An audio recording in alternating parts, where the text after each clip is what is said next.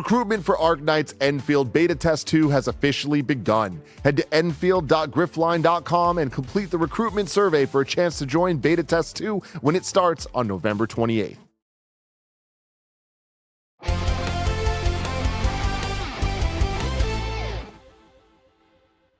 What's up and welcome back to the Kind of Funny Gamescast for Friday, November 14th. Of course, I'm your host, Tim Geddes. I'm joined today by Blessing Adeoye Jr. Good day, Tim. Game over Greggy himself, Greg Miller. Good day, Tim. And Andy Cortez, Good day, Tim. who I'm very jealous of. Why? Look at that hair. Why is that? You went to New York City to play Metroid Prime 4 Beyond. Sure did. What are you doing now? I'm installing a little something secret Oh, okay. for an upcoming trip. Oh, Don't want to play something. Secret trip. Little secret trip. little secret trip. Trip, I may get a secret installs. Snickers for the secret trip. Oh. Love getting back to the hotel room, going like, oh my god, forgot I put a Snickers in here. Wow. What a time to be alive. That's me with chocolate chip. Not chocolate chip. Chocolate covered pretzels. Just you don't even not in the wrapper, just like They're just fucking loose. They're just loose. loose in my backpack. No. Greg, what's your weekend looking like? I got your baby shower. Oh, that's right. That's the big one, Yeah. right? Mhm. I get to go Sorry. there. Forced you to do something. What do you mean? What's it? That's you. You're the Grinch, not me. I like doing things. Oh, yeah. But you could be home playing games. You know what I mean? No, I won't. I have a fucking 4-year-old. He would let me play Redacted with him for an hour, and then he'd want to go play Spider-Man. All this kid wants to do is play Spider-Man. What Just if you wants to swing around being Spider-Man. Like, actually play Insomniac He Spider-Man. loves Insomniac Spider-Man. wow. too. Nice. Oh, yeah. Always yeah, got yeah. love that. taste. Yeah. Of course, yeah. It's been interesting to watch him grow into Insomniac Spider-Man 2 because obviously in the beginning it was, okay, I put game speed to like 75%, maybe 70, whatever the option was. And then months ago took it up to 100. And it used to be, Daddy, can you take me to the crime? And now he can get himself to the crimes and Took do off all the the different training Wow. wheels. Oh, yeah, Love he just that. got it. Now he just That's goes. pretty Yeah, yeah. cool. And then when he wants to get fired, he'll go, all right, well, let's play Astrobot. And he'll bump it. He'll jump in Astrobot, do all that. Yeah. Cool times. So yeah, I would have gotten to play a little bit, but I'll still play that with him. Don't worry. That's Yeah. your thing is perfect because we'll do it, come home, then Jen will probably cook dinner while we play a little bit of games. That's cool. Are you planning to play any games this weekend, Bless? I feel like I'm in between reviews. Actually, no, that's a lie. I'm playing the same thing Andy's playing. I'm playing the same. I got the same thing installed on my Steam Deck. I love that. I'm probably gonna do that. The thing I'm playing? Yes. Okay. Yeah. We're all playing the same thing. Okay. I'm playing something completely different. I can't wait to talk about that. But, Oh. you know, Are you it's- enjoying what you've played so far? We gotta say all that. That's getting too crazy. Playing with everybody. fire. I'm also This playing is the something. Kind of Game of Funny the year. Gamescast. Each and every weekday, we get together to talk about the biggest reviews, previews, and topics in video games live on YouTube, Twitch, and podcast services around the globe. If you love what we do, please support us with the Kinda Funny membership on Patreon, YouTube, Spotify, or Apple Podcast to get all of our shows ad-free and get a daily exclusive show. Just a really quick favor I had for y'all because our lives can never just be easy and work Never. the way we want on all the different services. We've been seeing a lot of people ask, why are all the videos on YouTube locked behind a membership paywall? And they're not. It's just you need to go to the live tab. It only works that way because YouTube won't let live videos exist on the videos tab. They can only be on live. And because everything we do is live, everything we do that is public with ads is going to be on that live tab. There's no good way to explain that. So if you ever see people like, what's going on? If you could help try to explain, it would go a long way because we do look like assholes when people go to our channel. It seems like every single video is behind a paywall. Idea I just had, and I feel like, Andy, you're almost about to get there. Banner idea. Yep. Update the YouTube banner, be like, to the live public tab. stuff. Free right candy in the under here. live tab. I actually like Oh, that. or- Or with the content. that, and also change our whole channel to Kind of Funny. The videos are in the live feed. The videos are in the live Like a tab. You know? parentheses. Yeah. Yeah. Make it extremely Yeah, clear. just let 'em know. But anyways, yeah, it's something that I don't know why it's been coming up so much recently. New fans? Because nothing's new. But that's the thing is I feel like we might be getting influx of new people. So You're welcome. The new people. voice of Pokemon brought them all in. A new Wow. generation Wow. of Pokemon, Oh, wow. some would say. Me, Greg Physical Miller. contact, that's Cannot wait for the DLC. I apologize. Don't report me to HR. No, it's just new. It's just not regular. It's just new. For a chance to be part of the show, submit your thoughts and opinions as YouTube Super Chats as we go. Like I said, we're talking about Metroid Prime 4 Beyond. Andy has played it. So if you have questions about Metroid Prime 4, please YouTube Super Chat them in, and we'll get to them throughout the show. Remember, we are an 11-person business all about live talk shows. Today's Games Daily was all about the Game Awards 2025 nominee predictions, which was a lot of fun to listen to. And what else is going to be fun is on Monday, when the Game Awards nominees are actually going live, and they're going live at 9 a.m. Pacific, so an hour before our normal start time for Games Daily. We will be there live reacting to the nominees for this year's Game Awards, and then after that we'll do our breakdown of, you know, topic by topic, or I guess that's right, of the different award categories, right, of what we think the snubs are, what we're hoping will win, all that fun Snubs, stuff. the dubs. Then after this is going to be Game Showdown. Woo! After that's going to be a little Call of Duty Black Ops 7 stream. Internet loves this game. If you're a Kind of Funny member, you can get today's Greg Way. It's 15 minutes of Greg pledging his allegiance to Ethan Hawke. I love you, Ethan Hawke. Spoilers. Thank you to our Patreon producers, Carl Jacobs, Omega Buster, and Delaney the Psalm. Twining, enough of all of that. Let's get to the topic of the show. Andy Cortez has played Metroid Prime 4 Beyond, as did a whole bunch of games media people. We've seen previews popping up all over the internet today. Logan Plant from IGN was there. You were there. You were the one I want to hear from. You're sitting at this desk. You've been playing a lot of Metroid Prime Remastered for the very first time. Working your way through that. Were you game. boning up for this? Yeah. Nice. It's always also one I've wanted to get to, and you know, maybe if it's good enough, add it to my top 100 whenever that may be. So it's something I wanted to do, and I've been really enjoying my time with Metroid Prime Remastered. And there's never been a better time. There's never been a better time to hop in to Metroid Prime. That's facts. So That's real. and again, just to reiterate a little bit for people that might not know, obviously I've loved Metroid Prime my entire life because of the Nintendo fanboy that I am. Bless you. A couple years ago when Remastered came out, Yep. What's your one sentence on it? Fucking masterpiece. Damn. That's my one sentence. That's Yeah. all I got. Yeah. I love that. And now, Andy, how far through the game would you say you are? And like overall, what are your thoughts? I got the little spider ball unlocked where you can magnetize on the wall tracks, which is huge for me. I think Metroid Prime Remastered, the OG one, holds up really well against a lot of other modern Metroidvanias, except for the quality of life things where it's like more modernizations in more modern games would have had an easier autosave system. You know, a lot of an autosave system. yeah, a autosave period. Yeah, a lot of other games would have maybe had a bit more conveniences, but the game is still so damn good that even when I'm inconvenienced something, if I'm inconvenienced in a moment, I would have dropped the game a lot earlier if it weren't that good, but it is so damn good. Okay, so this being your first Metroid Prime experience, and you were saying it's that damn good. Yeah. You've now played how long of Metroid Prime 4? Played about an hour and a half. About an hour and a half of Metroid Prime 4 Beyond. I need to know, what are your thoughts? So we got to play the section that you all played in addition to much newer stuff. But the stuff that you all played at the Nintendo Switch 2 reveal event, we got to play through that in kind of a, hey, this has already been played before. Playing the handheld, it was the first time being available in handheld, though, because you all played on, I think, dock? On monitor dock with the mouse. So this was like a cool kind of little cocktail morning thing, where it's like we got snacks, we got some little coffee and drinks and all sorts of stuff. Dancers. Dancers were there. Yeah, they all had the helmets. Really hard for them to dance. Not a lot of mobility, but it was all just like a bunch of little standing tables with handhelds, with just like the Switch 2 docked or the Switch 2 handheld just sitting there on all these tables, and it's like go play before we head into the next room. So we kind of played that intro section. And yeah, it was running at 120 on handhelds. It looked fantastic and ran so smooth. I was so blown away by a lot of the real-time cutscenes. Like holy shit, like this, the Switch 2 is capable of doing a lot of really cool stuff visually. And then we got moved up to kind of the section where it's like, all right, now you're going to be playing stuff that nobody's played before. Nice. And that was where we sat down and we kind of all had a large play session or PlayStation rather. Not PlayStation, but you know what I mean. Because it's like you could play with mouse if you want. Ooh, you got your wish. You wanted that. You could play with the mouse controls if you want. You could play with the Joy-Cons. We also have a Pro controller there, which was great. Like so many options of freedom for a lot of people who wanted to try out the game in a multitude of different ways. And I did all three of them. In addition to that, so you're saying that the handheld you played in the 120 frames per second mode. But just that intro. Yeah, just the intro Just that part. intro section. In terms of the performance quality, FPS options you had with the second part, what were they?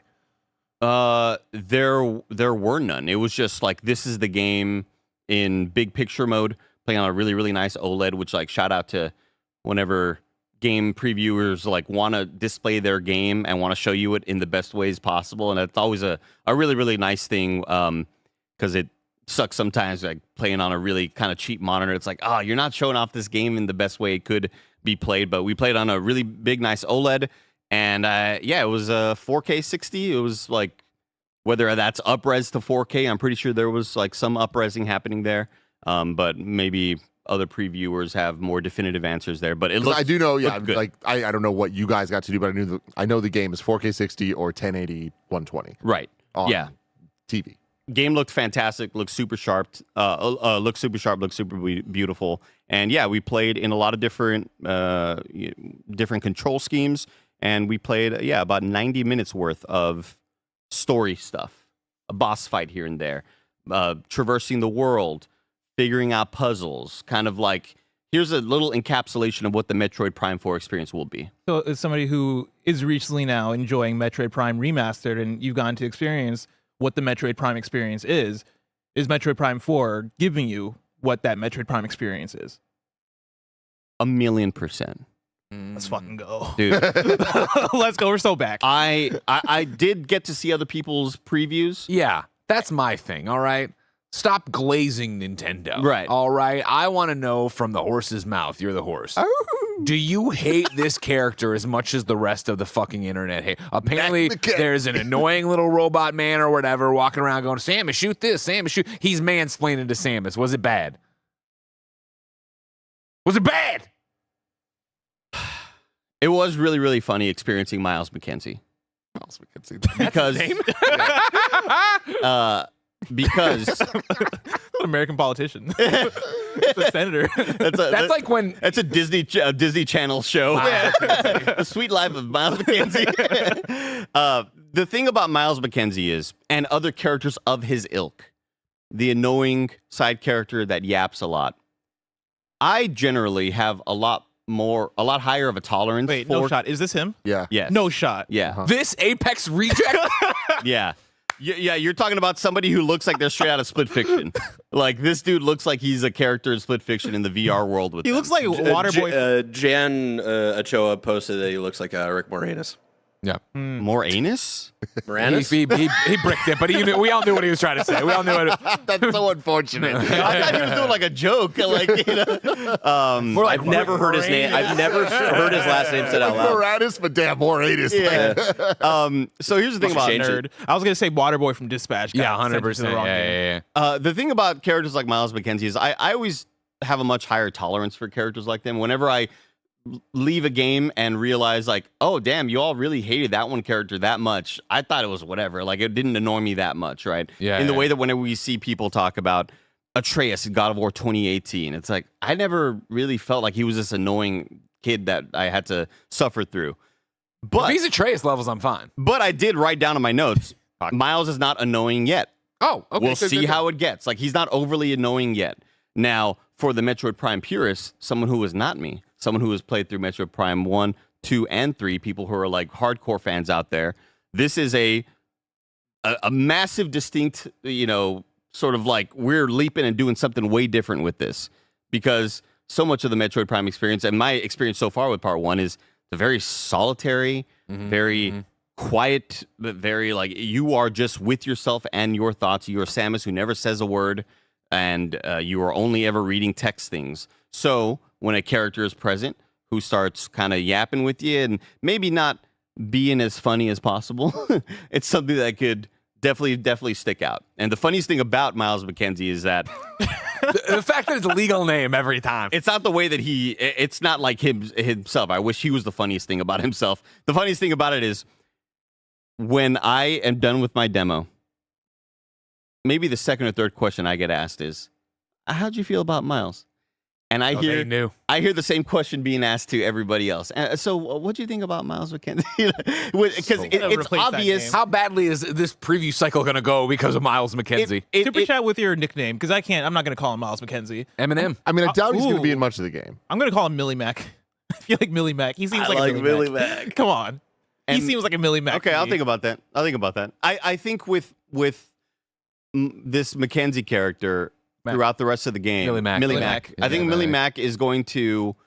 I could see him getting very, very toned down because there already seemed to be a very conscious What if it gets delayed effort into. Like, we got to turn the Millie Mac knob down.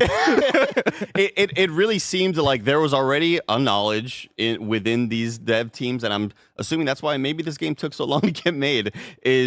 Was the You used to play as Millie Mac. Like, It used to be in this game. Like, dude, this guy's been like, we've had to tone him down for the last 7 years of development. He was like way too much in the game. Can't get him more toned down than this. I do feel like he won a competition off a box of mac and cheese. He has to be in the game, but we're beholden to this.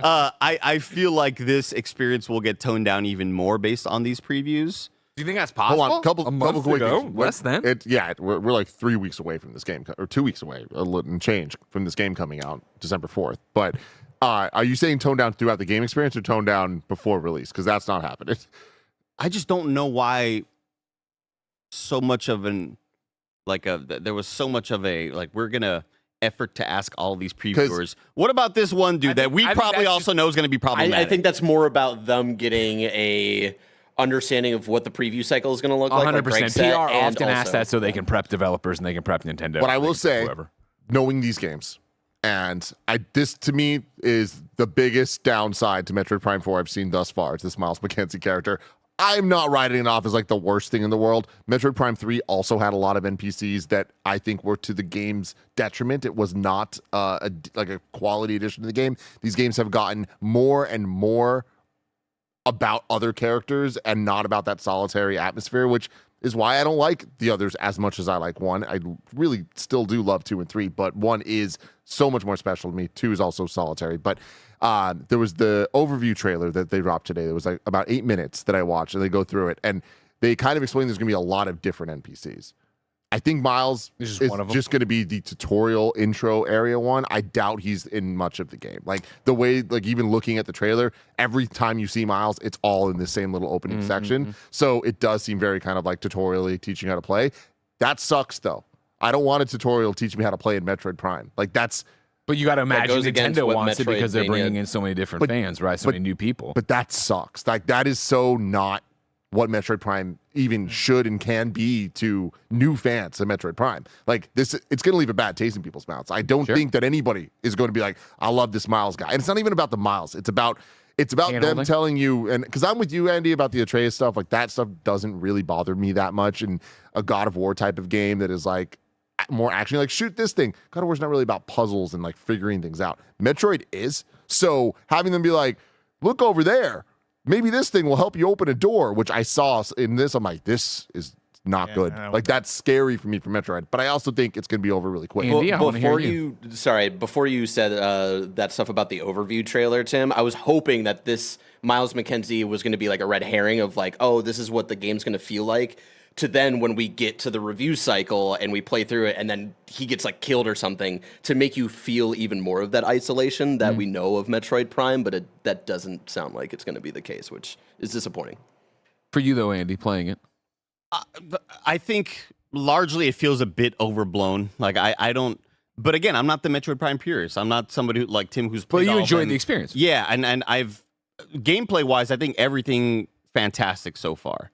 When it comes to puzzles, when it comes to the design and what the things it's asking you to do, but it's not like this guy wasn't chirping in my ear all of the time enough for me to be like, oof. But that I wrote the note down that like, yeah, this guy will annoy some people.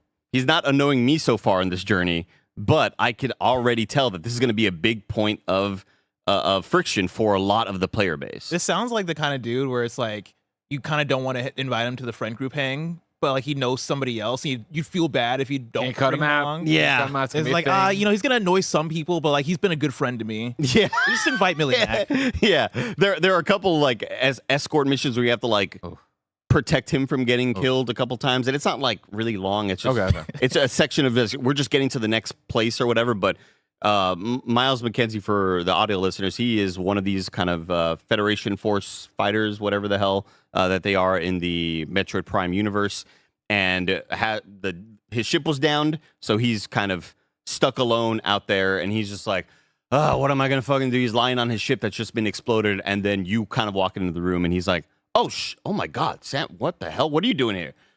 Like you're a legend to him, is you're a legend. So he's like kind of pumped to see you, but he can also kind of help you with some of the tech that is set up because you are walking through these ruins of this ancient civilization, and he helps supplement the experience, but in a way that it legitimately didn't feel overbearing to me. I think that maybe the reactions are, I think it's natural to get very scared of this kind of ruining the experience that you're scared to have. But for me, it's nothing that felt like it was too much for me.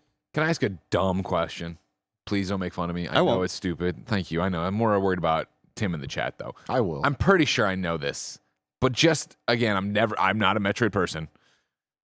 Samus doesn't talk in Prime. She talked in Other M, right? I remember the baby in Metroid should have. I remember making fun of that a lot on Gamescoop. But like in these games, no, right? No. Okay. So what? Millie Max just yelling at you, and Samus is just like. And that's the thing I don't like, because I feel like if they are, Tim, you mentioned that other characters do get kind of yappy in the other games, right?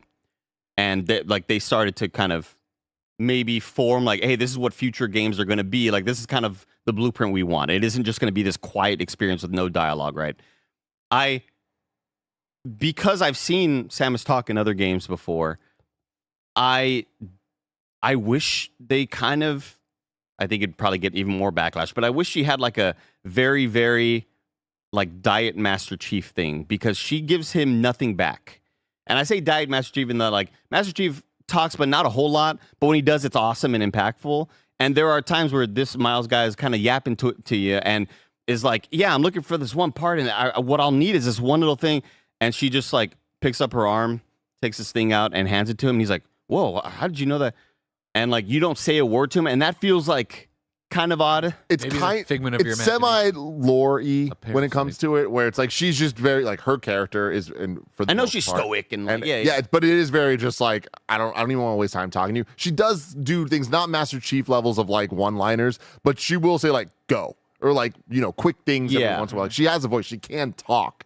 But yeah, I'm the vocal cords get crushed when she goes into the ball. watching a bit of Your this. Solid 5 situation. You know what I mean? It does seem like they're kind of playing some of it as a joke, even where it's like he will be talking to her, and I saw like a camera cut to her in the overview trailer. And it's like he says something about her not talking, or something about her being quiet, and it just kind of cuts to her, and she doesn't say anything, and it cuts back. It's weird because like so much of what we've seen from this game so far has given me Halo campaign vibes, and so much of this is giving me not my favorite season of Red versus Blue vibes. So like that's a little concerning, but also not the most concerning, because again, I do think this is just a entry point to the game type thing that they'll move on from. Well, I mean, I guess my worries are eased a bit more. You mentioning that they talked about that there are other NPCs in the game. And that kind of gets me excited to see what else will be added, and maybe, we don't have to be with this dude forever for the better of everybody else's opinions on it. Because again, it wasn't something that overly bothered me at all. Yeah, I mean, I can even actually, I'll pull up the trailer and I'll time code it to send to Barrett, so we can even just watch for like a minute. But like, we see like 4 or 5 different NPCs, and they all have different vibes, but all the rest of them are less Jar Jar Miles McKenzie and a little bit more like they feel like they belong in the Halo universe type characters, which I'm not necessarily saying is even a good thing. Like, but I also know that these games are at this point going to have NPCs. Like, I don't think we're going to get even Metroid Dread had NPCs, right? Yeah. Well, do you feel like, why do you think they need to have NPCs? Just because of modern gaming and what people are looking for, and I just feel, and also just what the Metroid universe is.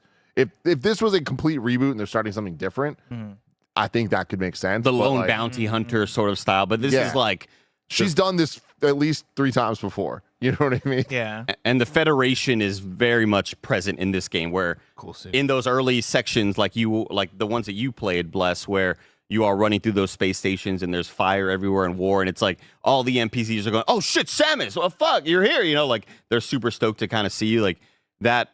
But it feels like this world is a lot more alive than what I'm experiencing right now with Metroid Prime Remastered. I think my thing is that playing Metroid Prime Remastered, I thought it was very refreshing that there weren't that many other NPCs that were running around doing all that stuff. And when we did the Metroid Prime 4 preview, obviously, like if you're a fan, you already come to expect this. But for me coming in, I was kind of shocked by all the different NPCs. And not that I was like, oh, what are all these people doing here? This is terrible. But more so of a thing of like, oh, I wasn't expecting this. This doesn't feel like a thing that was needed, right? Like for me, I feel like if they went the route of having it be isolation, you're not running into people, would it really feel archaic or would it feel like a return to form? Like, is it something that a modern game has to have, or do they have people that are running the numbers, doing the analytics and going, no, players need NPCs to make the thing feel full? I think I'm saying it more about the Metroid Prime series. Yeah. Like as a follow-up to Metroid Prime 3, I think you need NPCs. Gotcha. Just because of how that was. And like, again, let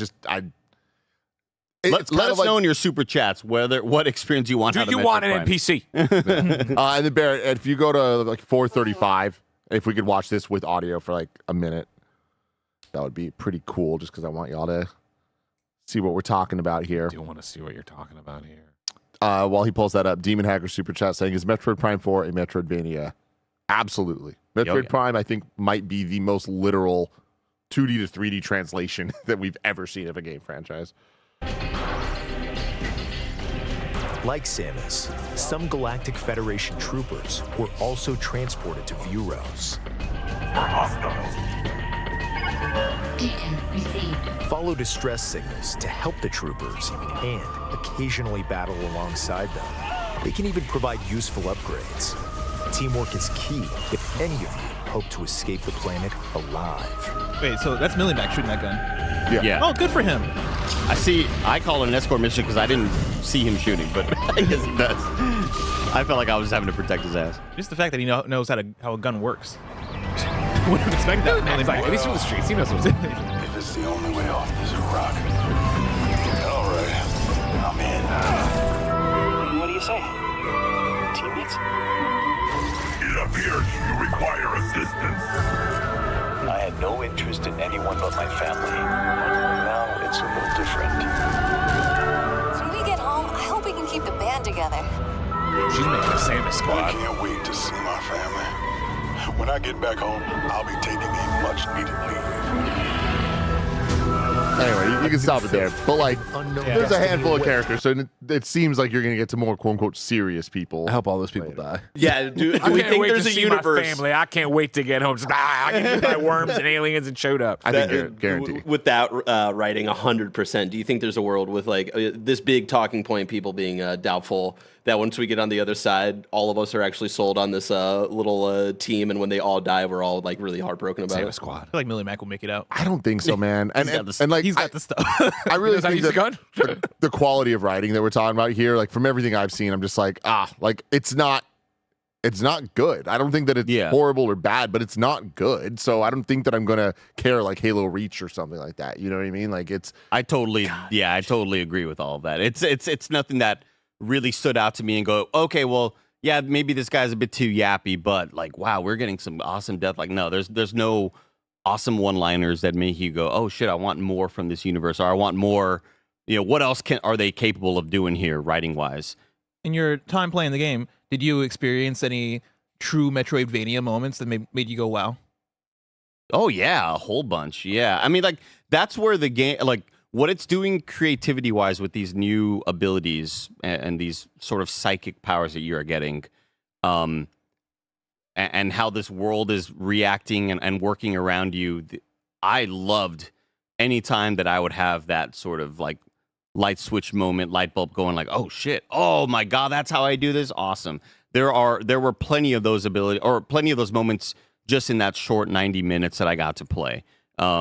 The way that the psychic powers kind of work, there's a psychic beam that you can upgrade your gun to, that if you hold the trigger and charge it, and then you hit, I believe, like maybe R1 or something, it sends out a beam that you control on its own in first, like you are controlling the beam as it's flying through. Think like the, what's the little rocket that... Metal Gear? Yeah, Metal Gear rocket. Yeah. What's that one called? You know, like... I know. You control it? Yeah. It's killing me. It's I know fucking killing me. exactly what RPM? No, but Oh. anyway, there's like one of those is that ability is kind of a key Nikita missile. Yeah, there we go. So that sort of way of controlling that beam is a key way to either solve puzzles or even take down some enemies and bosses. And I found a lot of joy in that already. And thinking about what else they could do with that. I think that's what gets me the most excited is like, you've already shown me cool things about the world that I am able to solve with these new abilities you're giving me. What else do you have in store for me? I want to keep talking about the gameplay of Metroid Prime 4 Beyond after a quick word from our sponsors. Arknights Endfield is a real-time 3D RPG with strategic elements from publisher Griffline, coming to PlayStation 5, PC, and mobile devices in early 2026. Experience an immersive story and explore the frontier world of Talos 2 as you command a team of up to 4 operators in stylish real-time combat. Gather resources, plan, and construct your production lines with the automated industry complex factory system to feel the true satisfaction of a management sim and to transform the planet through industrial growth. Beta Test II is the latest playable experience for Arknights Endfield and introduces a rebuilt storyline, a brand new explorable region, revamped combat, a deepening AIC factory system, multi-platform support, and much more. Recruitment has already begun, and you can visit enfield.griffline.com now to complete the recruitment survey for a chance to join Beta Test 2 when it begins on November 28th. This episode's brought to you by Aura Frames. Aura Frames are the one gift that never get old. It's the perfect gift to bring your loved ones closer and share memories every single day. No lie, Aura Frames are undeniably the best gift I have ever given. Families, friends, partners, everyone loves being able to have beautiful frames showing off their loved ones and all of their favorite memories. Aura frames are incredibly smart and easy to use, allowing you to upload unlimited photos and videos directly from your phone to the frame. Plus, you can order the frame online and preload it with photos and videos using the Aura app, so it's all ready to go right out of the box when you gift it to somebody. Named #1 by Wirecutter, you can save on the perfect gift by visiting auraframes.com.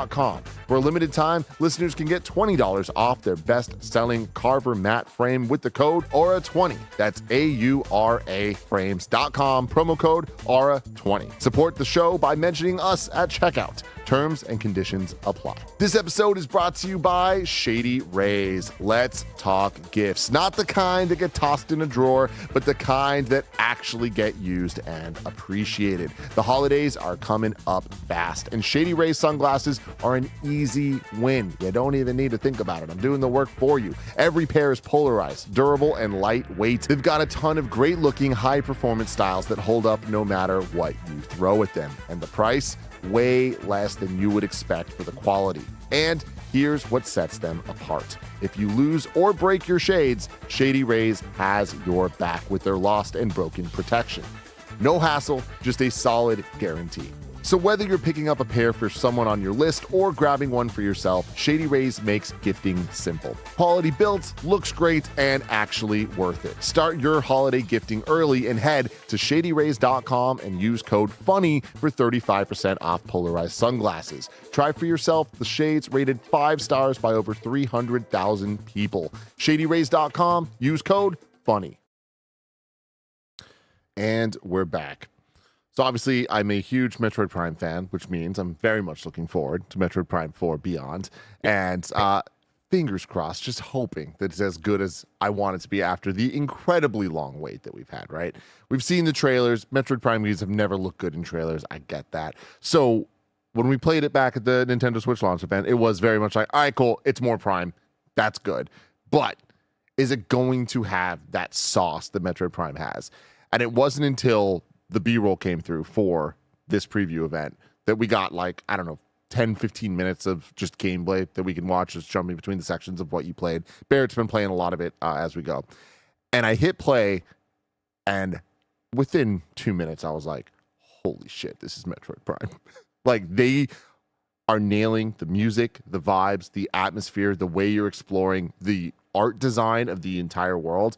I was so enamored and won over by just the opening moments of it. Before we get to Miles and all that stuff, it's not even about that. It's just this section that Barrett has right now, how it sounds and feels. I'm like, they're nailing Metroid Prime in a way only Retro Studios can. playing it, Andy, does it play and feel as good as what I'm explaining it looks and sounds like? Yeah, I had a smile on my face the whole time. Barrett, if we can get the volume up just a little bit, just to hear the dulcet tones of the little, like, this is atmosphere. In Metroid Prime 4, you'll land on an alien world. You'll meet Millie Mac. Yeah, Star of the game. I think what it's doing atmosphere-wise in these sort of early moments, Tim, 100%. I think as somebody who's such a visual stickler as I am, I think the game looks gorgeous. What they're doing on the Switch 2 hardware, I think, is extremely capable, and the game looks very modern, right? Like, this isn't something that looks like it's being held back a whole lot. However, there were moments that reminded me a lot of playing Final Fantasy VII Rebirth or Remastered, where it's like, when I'm looking at Cloud Strife or Tifa Lockhart, you are the most high-res 3D assets I've ever seen in my life. And then that door behind you, it looks like garbage. And there were a couple of moments in this game where anytime Samus's on the screen, the materials they're working with on her suit, just a lot of the game looks gorgeous. And there might be a moment where I'm, in a cutscene, there's a part where it's like, damn, that looks so low res. Like, we can't like tune that or not, bump that up a little bit. So there were some moments like that. However, gameplay wise, direction, mechanics, the stuff that you find yourself unlocking, I just wanted to keep on playing because I already kind of immediately found the hook of, I love what these abilities are doing, and I love looking at things in the world and going, oh shit, I can't get to that yet. But I'm gonna have that unlock very, very soon. And getting there, the way it all controlled felt great. I talked earlier, but the 3 different control schemes, I ended up resorting to the Joy-Con with the motion controls because that's the way I'm playing Remastered now. And I love I love gyro on the Pro controller. That's how I play Splatoon. I really enjoy the way that feels. I use the right stick to like get my larger camera movements, and I use the gyros to kind of really hone in on the aiming aspect of it all. The mouse controls, didn't like it. I thought I haven't used the mouse controls a whole lot on Switch 2 games yet, but haven't been many to use it with. It's not just the form factor. The form factor definitely doesn't like help the experience at all. Like, you would want to get one of those. I bought some of those like cheap Amazon plastic coverings that you put the Joy-Con in, so it feels a bit more like a mouse. You're not just holding like a thin piece of plastic. But for me, it was less about not just the form factor. It was something to do with either the TV or the sensor on the thing, but like moving felt very, very static, and it didn't feel like the way that it felt very much like, I know it's not designed this way, but it felt like I only have a set amount of movements I can make, and if I move this way, then it's gonna put me in the diagonal movement. Like, it just felt very much like 1 or 0. You're only doing this or nothing at all. So it didn't feel awesome to use there, which bummed me out because I wanted to play this game like keyboard mouse style. So won't be doing that. I do like the way the gyro feels though. And then I've never been a huge fan of the way the Joy-Cons are with the aiming, where you aim towards the right of the screen and that turns you. I've never been the biggest fan of that. That's just not my jam. But the gyro felt great. Shooting felt great. And I really enjoyed, I don't know if the future Prime games introduced this, Tim, but the aiming within the aiming. Like, yeah, because you lock on, right? And you lock on and you shoot that enemy, and then you lock off and you lock back on and shoot the other flying enemy or whatever. But I assume this is something that they did add later on to the other Prime games, but I haven't experienced that yet. So I really enjoyed, there would be moments where an enemy has a lot of like weak points on it, but you lock on with the L2. So your camera's always locked on. You're never able to kind of turn away, but then you can aim within that L2. That's the gyro stuff you're talking about? Yeah, or you could use the right stick to do it, but you could aim within that L2 lock-on to like aim to this specific weak point on the shoulder, or aim to this specific weak point on the ribs or whatever. And I kind of enjoyed that. I'm not sure if future Prime games added something like that. So I'm pretty sure that in even the Metroid Prime trilogy that they released on Wii that added like motion controls to Prime, like I think that was added there as well, where it's like, yeah, you're locking on, but then you can fine tune within that stuff. And then 2 and 3 had that as well because of how that trilogy worked. Yeah, the fine tuning stuff felt great. Really enjoyed that addition, and I assumed that they probably added this later on. I just haven't experienced that, but I did have a good amount of fun with that. But the boss fight was really, really neat and what I've experienced in a lot of Metroid Prime boss fights, I love the hell out of them. I love the way that they're designed. They're so much fun. I was gushing to Blessing about the recent one that I experienced in Metroid Prime Remastered, the ice one where you have to like go into thermal vision, find the weak point, shoot it down. Like I think they're just so smartly and like obviously designed where they're not doing anything that's too crazy in terms of pattern and pattern recognition, but it's like it's still so satisfying to do. So the way this sort of plant enemy attacks you, you shoot the weak point on the tendril, right? And the weak point, when you shoot the spikes off, it then sort of leaves that, part of the tendril exposed. So you could shoot that down, right? But then every phase it adds new tendrils, new new legs that come out of the ground or whatever.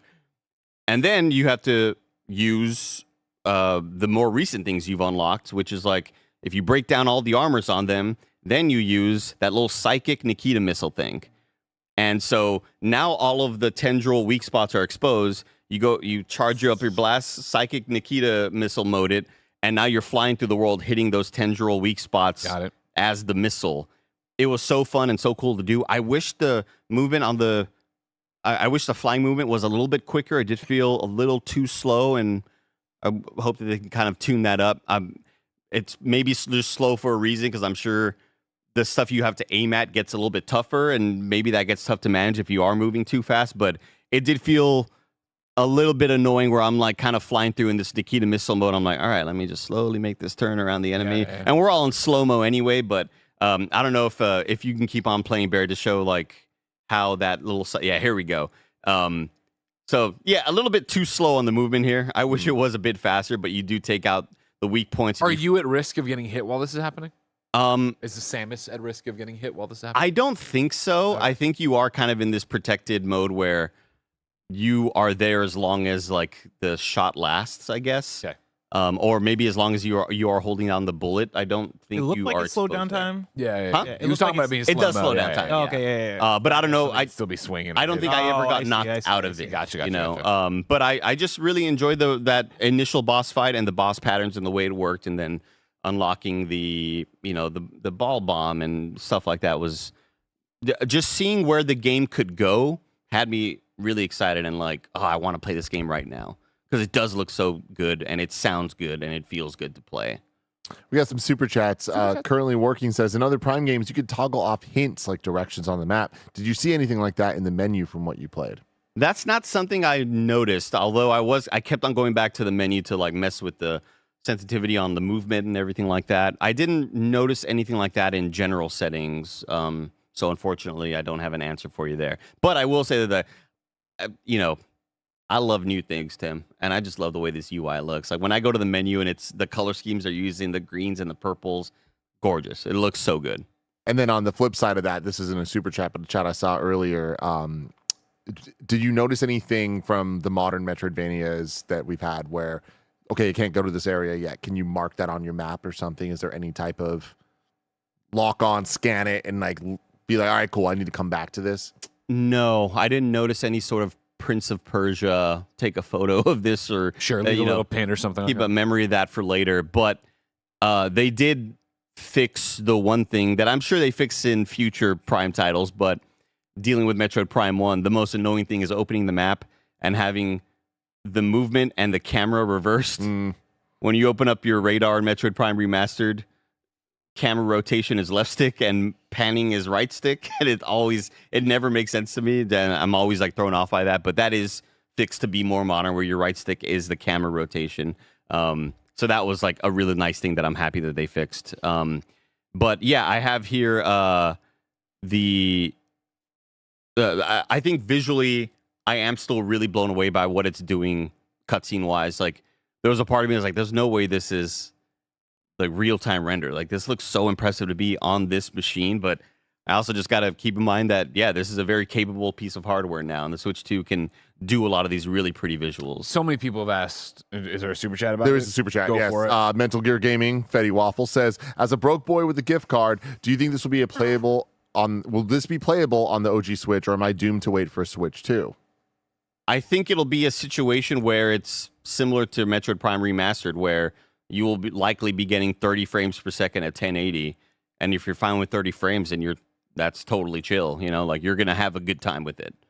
Yeah, I think so too. Yeah, Is because that then what they you think, Greg? because then they unlocked those they unlock that shit whenever you play on Metroid or on Switch 2, where it is way smoother and it looks awesome. From all the comparison videos I've seen, it's not that I would say the Switch 1 version looks significantly worse. I would say the Switch 2 version looks significantly better. Yeah. You know what I mean? Gotcha. I would agree with that that. makes sense.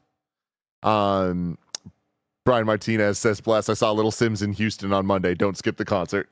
Yeah, but volleyball. We're on a winning streak. We're undefeated. If I'm not there, we might lose. Did y'all play against that team you were tied with? No, that's this upcoming game. Oh, that's you got got to be there for that. I'm Big sorry. game. But it's Little Sims, we'll see how I feel today. DJ Cantor says, has anyone at Kind of Funny used a regular mouse on the Switch 2? I know it has regular mouse support. Just wondering. I haven't yet. I have. And again, there just hasn't really been any mouse game that I've been interested in. And even Metroid Prime 4, like a different first-person shooter, sure, a mouse would be nice. But Metroid Prime is a much slower. It's lock-on, right? It's more similar to Zelda Ocarina of Time than Call of Duty. Yeah, Metroid Prime, the way their design ethos, I say, is mainly built around timing as opposed to accuracy. Like it is more about when the enemy pops out of the ground, then you want to make sure you're locked on to then shoot it, and that's where the skill comes in. Where I was initially super against the whole lock-on in Metroid Prime because it's like, well, I get the satisfaction knowing that I aimed really well in that moment, but it's more of like, no, you want to be able to make sure you shoot at the right moment as opposed to like being super accurate with it or whatever. That's an interesting way of thinking about it. Bless, do you have any questions for Andy? No, I've just been enjoying listening. Honestly, I'm so dude. excited about this. I like it, again. I'm not the best person to ask about this stuff because I didn't play 2 or 3, and I think there's a lot of people though who are going to pick this up and haven't played 2 or 3. And I think for those people, for even people who didn't play 1, I think because you don't have that purist mindset of what your first time playing Metroid Prime Remastered was, and it's this, Samus is a badass, but like honestly, Samus isn't like even as much of a badass as she is in Dread. Well, Dread's the end of the timeline so far. This is very early in the timeline. Well, I also just think it's like tech-wise, like the way that Samus is animated and shown off in Dread, she's the coolest fucking person in the universe. Like when she gets the final kill, landing superhero pose, like everything she's doing in those cutscenes are the coolest shit you've ever seen. Remaster doesn't have anything like that. Like you get the kill and that's it, and you move on to the next thing. Like there's nothing that ever really shows her as like the Master Chief of time to give the Covenant back their bomb. Like you're not getting that awesome sort of stuff in Remastered. I think if you're like me, or if you haven't even played any of the Primes, I think you're going to be totally fine with this game because you don't have that blueprint of what you expect a Metroid Prime game to be. And you're probably used to games that may have a little yappy cohort here and there, but they're not like, it wasn't an overbearing experience. I think a lot of the negativity is because people who have played Prime 1 Remastered and want to return to those roots, to this quiet, like we are out here in solitude just fighting, taking on these aliens. It's not this like lone space pirate adventure. You're no longer like this lone bounty hunter. You have a squad with you. And I think people who don't have the blueprint in their mind for what that is will be totally fine with this experience because you've played every other modern game recently where there's somebody in your ear saying, Samus, do this and that. And then you're going to be totally fine with it. Greg, You infamously could never get into Metroid Prime. Correct. I am assuming that you don't have much interest in this one. Has anything you've seen or heard changed that? I am interested in it. Again, it's been a banner year for me in my Switch 2, and I know it's the first year of Switch 2. But I am still in the honeymoon phase with this, and I am excited for this, and I hope this is the one that clicks for me. Remastered, I had popped up and tried, but it was just that it was a normal thing. Like, I'm on a plane, I'm getting home to my whatever I need to review, and started it, and I was like, this just doesn't feel like what I want to play right now. I like what we're seeing. I like that intro we saw there, walking out of an alien planet. I love the idea of this story of all these people are crashed here. How are we all going to get off, and what are we going to do? I'm going to give it the college try. I'm excited for December for it. I think that it also does such a great job of making you feel smart with puzzles that aren't too basic, but they're enough to kind of give you that satisfaction of like, wow, I solved this thing that is not we're not talking the witness levels of difficulty, but whenever you do have a little Metroidvania moment of how am I going to get that one beam over there, and you use your psychic powers, and then you grab that one element and slot it into where it belongs, and then even near the very, very end of the demo, needing to power something up, and I had just unlocked the ball bomb, the psychic ball bomb, and jumped up in ball form, left the grenade up in midair, went back into human form, then went into psychic mode, grabbed the ball bomb that was floating in midair, and slotted it where it needed to go. Dude, it was sick as fuck, man. I was like, dude, this game's gonna be awesome, man. Like, and that's coming from somebody who's like just loving the shit out of my Metroid Prime experience right now. I think it's going to do everything it needs to do in order for you to feel like, oh, this is what I expect out of a modern Metroidvania. And I mean, it sounds like you've already answered this, but just to ask you, like, I feel like oftentimes we talk about, is it a good or bad idea to play the old game right before you play the new game? Are you gonna like be Metroid Primed out? You don't seem to be Metroid Primed out. No, but I'm taking it very slowly. Like, this isn't something I'm marathoning. I'm playing about an hour to 2 hours every night for the last couple of weeks. So like, that's why I'm still so early on. Like, I feel like I've been playing forever, but then I unlock something that's like 25% completion. I know it's not the longest game, but I'm just playing it at a very slow pace. So I'm kind of microdosing the Metroid Prime experience. I would say if you like Metroidvanias but you haven't played the Prime games, I would say don't, and just wait for it. Like, just wait for this one to come out, because I think it will tickle all of the little things in your brain that love getting tickled whenever you solve something in a Metroidvania. The thing I'm most interested in personally, because like I've played the other ones, I'm excited to play this, and it's going to be on some scale for me of like, I imagine good to amazing, right? Unless they really shit the bed, which I just don't expect at this point from what I've seen. I expect an 84 Metacritic. Okay. How long do you expect it to be? I was checking how long to be. Probably like 10 to 15. Okay, cool. Probably 15, yeah. Sorry, Tim, you were driving. You were driving somewhere. Yeah. I really wonder, after experiencing Metroid Prime 4, if someone were to ask me, should I play Metroid Prime Remastered or Metroid Prime 4, what my answer is going to be. Because, like, I find it very hard to imagine a world that I don't still say Metroid Prime 1 Remastered in 2025. So that to me is the challenge that I present to Nintendo. Yeah. Now I will say real quick that, like, if you play a lot of modern games with the modern conveniences that help us out, it can be really, really frustrating and maybe it's just the way that I've been playing 1 hour to 2 hours every night, but when I did explore for about 90 minutes, died, and then went, oh shit, I hadn't saved since I started. Oof. So I'm back. Do you save anywhere? Anytime? You always have to go to the rooms that are only save rooms. Okay. So I lost that progress, and then I went to continue my journey the next night and went back to where I was supposed to go, and then realized, oh, you didn't even save the tool that I unlocked the last time I played.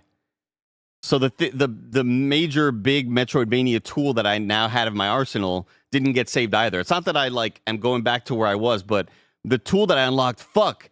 So now I got to go all the way back. Like, those little things can be really, really frustrating for anybody who has experienced the last 10 years of gaming, where your game's always auto-saving. Your game is always like, even if you die, it still saved the last couple things you unlocked. That's not the case with Metroid Prime Remastered, and that may kind of really frustrate people in some ways. And It's in defense of that, I do just want to say that is the game design. Like those games have that survival horror element of like, this is how many missiles I have.